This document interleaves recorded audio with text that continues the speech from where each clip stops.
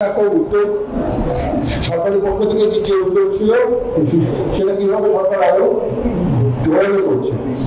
এই অবস্থাতে আমরা যে দাবিগুলোকে হাজির করতে চাই সেগুলো হচ্ছে যে আমরা টেন্টেড যে ওয়েস্ট বেঙ্গল মেডিকেল কাউন্সিলের অফিসিয়াল এবং হেলথ রিক্রুটমেন্ট বোর্ডের অফিসিয়াল তাদের আমরা ইমিডিয়েট রিমুভাল চাই।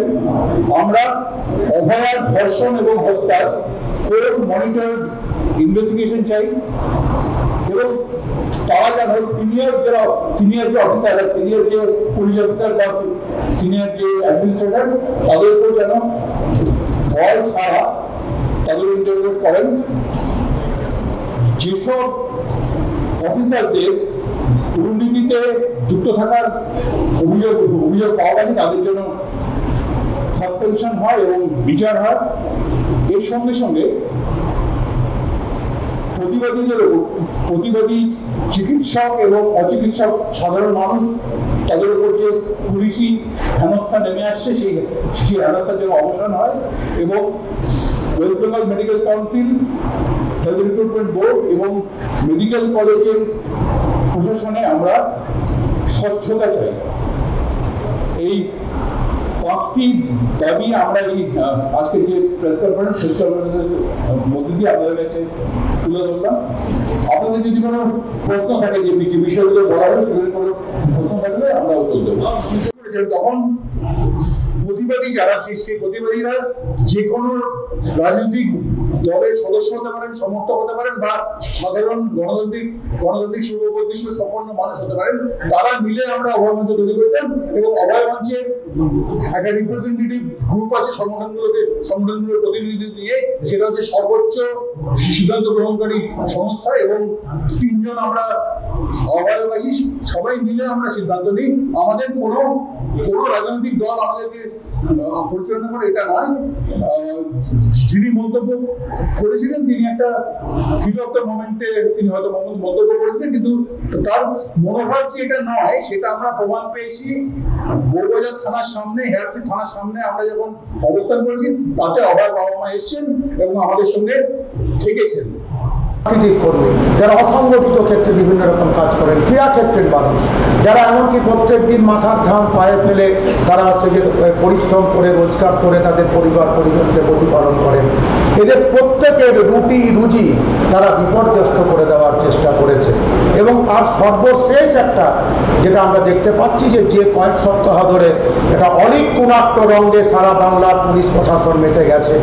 সেটা হচ্ছে যে 1 বছর আগেকার কিছু আন্দোলনের কর্মসূচি, কিছু মিছিল, সেইগুলিকে সামনে নিয়ে এসে তারা হচ্ছে একের পর এক সিনিয়র এবং জুনিয়র চিকিৎসককে বিভিন্ন দিনে তারা ডেকে পাঠাচ্ছেন এবং ডেকে পাঠিয়ে তারা হচ্ছে যে সেখানে জিজ্ঞাসাবাদ করার নামে ডেকে পাঠাচ্ছেন। কয়েক ঘন্টা ধরে তাদের ধৈর্যের পরীক্ষা নিচ্ছেন। আমরা খবর পেয়েছি সেখানে তাদেরকে ডেকে তাদেরকে এইরকম জানতে চাওয়া হয়েছিল মিছিলের ছবি দেখিয়ে যে এদেরকে আপনি চেনেন কিনা, এরকম জানতে চাওয়া হয়েছে।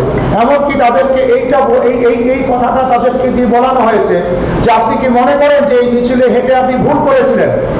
আমরা মনে করি গণতান্ত্রিক দেশে শান্তিপূর্ণ উপায়ে সংবিধান সম্মত সমস্ত রকমের যা আমাদের পদক্ষেপ আছে, যা কিছু ব্যবস্থা আছে, সব কিছুকে প্রয়োগ করে আমাদের আন্দোলন করার, ন্যায্য দাবি দেওয়ার জন্য যে আন্দোলন করার অধিকার আমার আছে।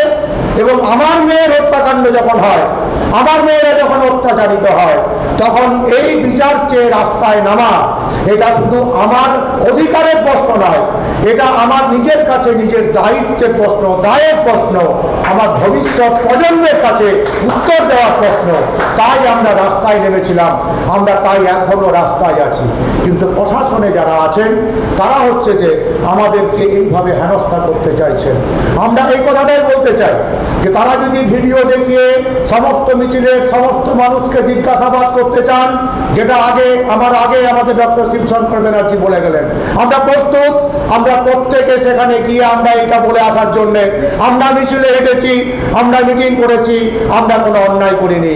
আমরা কালও আজও করেছি, কালও আবার করব। যতদিন না বিচার পাবো, যতদিন না অনাচার শেষ হবে, ততদিন আমরা করব। এবং আমরা সেই সঙ্গে মাননীয় মুখ্যমন্ত্রী পশ্চিমবাংলা, যিনি প্রথম দিনই বলেছিলেন যে তিনি নাকি পুরো ঘটনাটার প্রতি সম্পূর্ণ সহানুভূতিশীল। আপনাদের স্মরণে থাকতে পারে তিনি বলেছেন যে তিনি সেই দিনের সারা রাত আমাদের রাজ্যের মাননীয় তৎকালীন পুলিশ কমিশনার, যিনি হচ্ছেন এরকম ব্যর্থতার দায় স্বীকার করে নিয়ে যাকে সরে যেতে হয়েছিল, বিভিন্ন রকমের নির্যাতিতার পক্ষে দাঁড়াননি বলে মহামান্য হাইকোর্ট তার বিরুদ্ধে মন্তব্য করেছিল, তার সঙ্গে তিনি সারা রাত কথাবার্তা বলেছিলেন।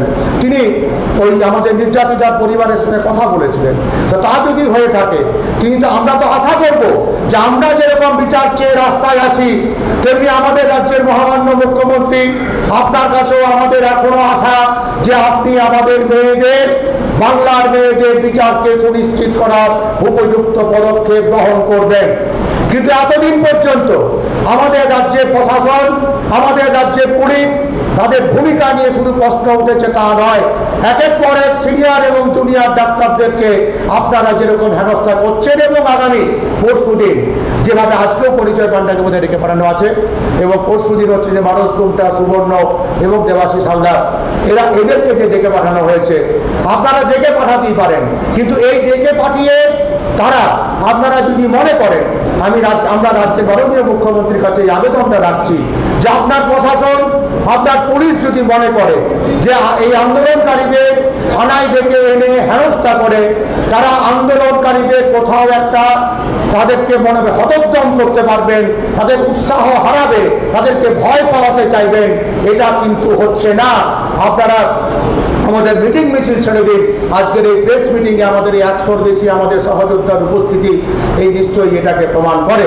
এবং তার সঙ্গে আমরা ওনার কাছে করজোড়ে অনুরোধ করছি যে আপনি এই যে নিয়মিত এক দিনের পর দিন চিকিৎসকদের ডেকে পাঠাচ্ছেন, এই চিকিৎসকদের ডেকে পাঠানোর পরে তাদেরকে তো ব্যক্তিগত হেনস্থা হচ্ছেই, তার থেকে বড় একটা হেনস্থা আমাদের রাজ্যের সাধারণ মানুষ, তারা এই হেনস্থার সম্মুখীন হচ্ছে যে তারা এই সমস্ত চিকিৎসকদের যে পরিষেবা তারা ওই সময়ে দিতে পারতেন, তারা সেই পরিষেবাগুলি দিতে পারছেন না।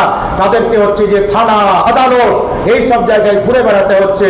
যে সময়টা তাদের আমাদের যারা অসুস্থ সহনাগরিকদের পাশে দাঁড়াতে পারতেন সরকারি বেসরকারি সমস্ত ক্ষেত্রে, সেই সময়টা তাদের মূল্যবান সময় নষ্ট করছেন, রোগীদের চিকিৎসা পাওয়ার অধিকারকে কিন্তু নষ্ট করা হচ্ছে। ওয়েস্ট বেঙ্গল মেডিকেল কাউন্সিল থেকে বেরিয়ে এলেন এবং তারপরে এপ্রিলের 25 তারিখ 2025 তিনি adviser of West Bengal medical council হিসেবে তিনি সই করে বিভিন্ন ডাক্তারি অর্গানাইজেশনকে চিঠি পাঠাতে আরম্ভ করলেন। ভাবা যায়, আমার কাছে কপি নেই, কিন্তু যদি কেউ চান তার অনুষ্ঠানের পরে আমি দেখে দিতে পারি। যে লোকটিকে হাইকোর্ট জালিয়াতি বলে, নিয়ম বহির্ভূত বলে 30শে জানুয়ারি 2025 তাকে বহিষ্কার করলো, সে পদত্যাগ করতে বাধ্য হলো, সে আবার 25শে এপ্রিল 2025 অ্যাডভাইজার হিসেবে ওয়েস্ট বেঙ্গল মেডিকেল কাউন্সিলে বসে কাজ চালাচ্ছে। এটা থ্রেড কালচার নয়, কোনটা থ্রেড কালচার? যে দেখো, আমরা যাকে চাই, আমরা যাকে খুশি, যারা আমার কোলে বসে দুধ ভাত খায় তাদের কিছু হবে না। তারা খুন করে, তারা ধর্ষণ করে, তারা প্রমাণ লোপাট করেও তারা শপথে বলিয়ান থাকবে। সেই জন্যই আমি বক্তব্য শুরুর আগে বলেছিলাম যে ওয়েস্ট বেঙ্গল মেডিকেল কাউন্সিল আজকে পশ্চিমবঙ্গের এই চিকিৎসা এবং সাধারণ সমাজের পরিপ্রেক্ষিতে শুধু একটি কোয়াসি জুডিশিয়াল বডি নয়, এদের হাত সুদূর প্রসারিত। বিশ্বাস করতে পারবেন না যে কোভিড কালে মায়েদের চিকিৎসা দেওয়ার জন্য তার মধ্যে একটি কমপ্লিকেশন হয়, যখন বেশিরভাগ জায়গায় চিকিৎসা পাচ্ছে না, সেই প্রসূতি মায়ের চিকিৎসা করার জন্য তার কিছু কমপ্লিকেশন হয়। তার জন্য একজন চিকিৎসকের রেজিস্ট্রেশন নাম্বার কিছুদিন আগে 2 বছরের জন্য নিলম্বিত করা হয়েছিল। কেন? সে অভয়ারণ্য ছিল, এটা শুনে বলে তাকে নিলম্বিত করার আগে মিটিংয়ে বলা হয়েছিল, খুব মিটিংয়ে হাঁটবার শখ হয়েছিল না, যা এবারে 2 বছর ঘরে বসতাম। 7 দিনের মধ্যে আমরা তার ওই নিলম্বনের অর্ডার ছাড়িয়ে নিয়ে এসেছি। সে এখন বুক ফুলিয়ে আবার কাজ করছে। এবং চারিদিকে ঘটে যাওয়া আরও অনেক অভয়াদের প্রতি যে নির্যাতন, এর সঠিক বিচার কিন্তু আমরা এখনো পাইনি। অভয়ার ন্যায় বিচার আমরা দাবি করে এসেছি 1 বছর ধরে। আজও সেই একই জায়গায় প্রায় একজনকে দোষী সাব্যস্ত করে চলছে সেই কার্যক্রম। সিবিআই কিছু বলছেন, কোর্টে আমরা কিছু শুনতে পাচ্ছি, কিন্তু আমরা আসলে সুস্পষ্টভাবে কারা দোষী সেটা বুঝতে পারছি না। কিন্তু আমরা প্রথম থেকেই বলে এসেছি যে গোটা রাজ্যবাসী আমরা প্রত্যেকে জানি অনেক মানুষের সঙ্গে জড়িত, কিন্তু আমরা বিচার পাইনি। আমরা সেই আন্দোলনটা চালিয়ে যাচ্ছি এবং চালিয়ে যাব, এবং আমরা এটা মনে করি যে এটা একটা প্রাতিষ্ঠানিক দুর্নীতি, এর পিছনে রাজ্য প্রশাসন রয়েছে, এবং তার সঙ্গে আমরা সিবিআই এর কাছেও বারবার এই দাবি জানিয়েছি, যেহেতু সিবিআই এর হাতে এটা রয়েছে। আমরা খুবই আশাহত, তবু আমরা চাইছি যে খুব দ্রুত যাতে এর সমাধান হয়, না হলে আমরা আন্দোলনের তীব্রতা আরও অনেক বেশি বাড়াবো। তার সঙ্গে অভয়াদের যে নির্যাতন গোটা পশ্চিমবঙ্গ জুড়ে চতুর্দিকে যেভাবে বেড়ে যাচ্ছে, তাতে আমরা আশঙ্কিত। এবং সেখানে সেই সব জায়গাতে আমরা অধিকাংশ ক্ষেত্রে দেখতে পাচ্ছি যে একজনকে দোষী সাব্যস্ত করা হচ্ছে। ভালো করে খুঁজে দেখলে বোঝা যাবে যে সেই কাজটা একজনের পক্ষে করা সম্ভব নয়, সেখানেও অধিকাংশ একের বেশি মানুষ জড়িত রয়েছে। তো আমরা এখান থেকে সেই দাবি তুলছি যে অভয় আন্দোলন আরও জোরদার করতে হবে। রাজ্যে মেয়েরা নিরাপত্তাহীনতায় ভুগছে, কলেজ থেকে স্কুল থেকে আরম্ভ করে রাস্তাঘাটে কর্মস্থলে প্রত্যেকটি জায়গায় তারা নিরাপত্তাহীনতায় ভুগছে।